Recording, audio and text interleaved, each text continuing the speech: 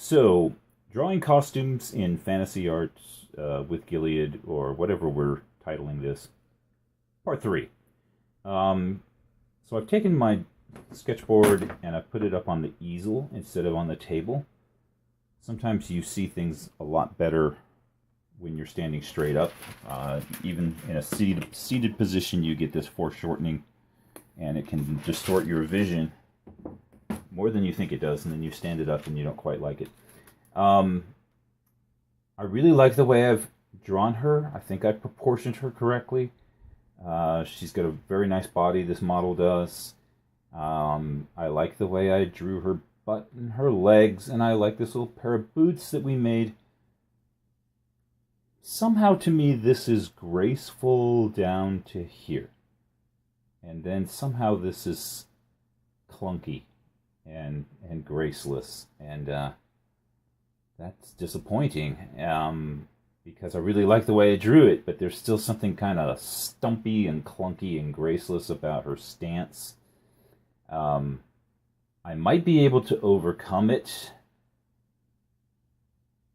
by giving her lower shoes. It may be that I put a clunk in the middle of this graceful line of her legs, by putting a line across there. I don't know, thigh-high boots might do it. Spike heels, point her feet down so that she was more long and elegant. But of course, I do practical costuming. I don't do spike heels. That's nonsense. Who would wear spike heels in a world like this? So I want to do something to break up that stumpy clunkiness that I've created there. I'm a little disappointed, and I don't quite know what to do. So I grab a sheet of tracing paper, and of course I've already worked this out, but I've put the tracing paper up on top of the drawing and sketched in something. I started to draw a dress and realized, no, I don't want to draw a dress. I don't want to cover her up too much. So I've drawn this thing that some people are going to go, oh, it's the Princess Leia. Yeah, that's the most well-known pop culture example of this kind of costume, but that was around for 40 years at least prior. Well, a lot longer than that. In pulp magazines, Flash Gordon, stuff like that. So that was actually a nod to older classic stuff. So I think that's what I want to do. Something like that. I like the flow of it. I like the way it kind of has that evening gown shape without covering up any of her body, and it gives me this sort of triangular composition to my drawing that I'm attracted to. That kind of composition. I like it. So here's what we do. I'll put this little table over in front.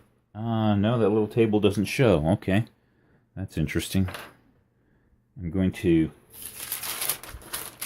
take a chunk of charcoal and scrub it onto the back of the little drawing I just did, which may actually, unfortunately, put some lines on the paper too.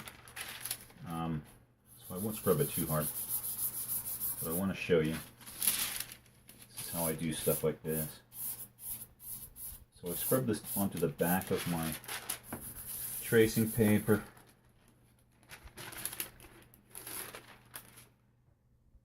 I'm going to put it back on to her.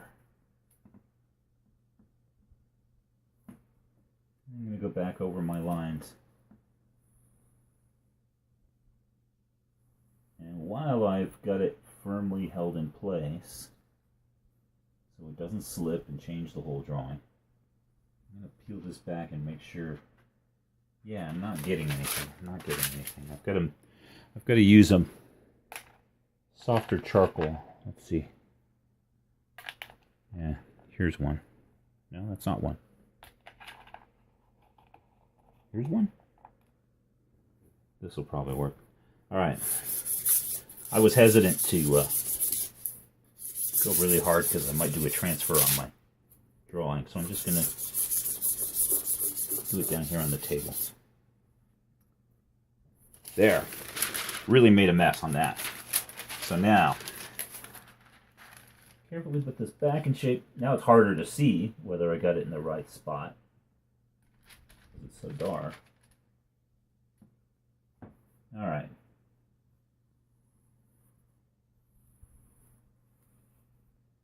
Sorry about my elbow. Maybe you can't see too much of what I'm doing. I'll try to... Try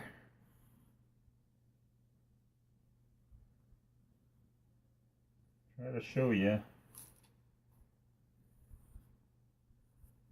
It's not how I usually draw, because, you know, nobody's looking through my armpit on a day-to-day basis.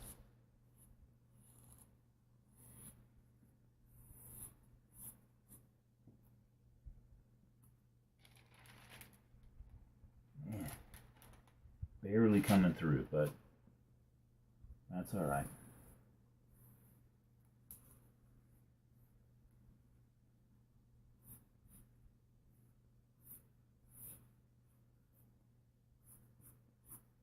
Fake it. That doesn't bother me so much, but I just want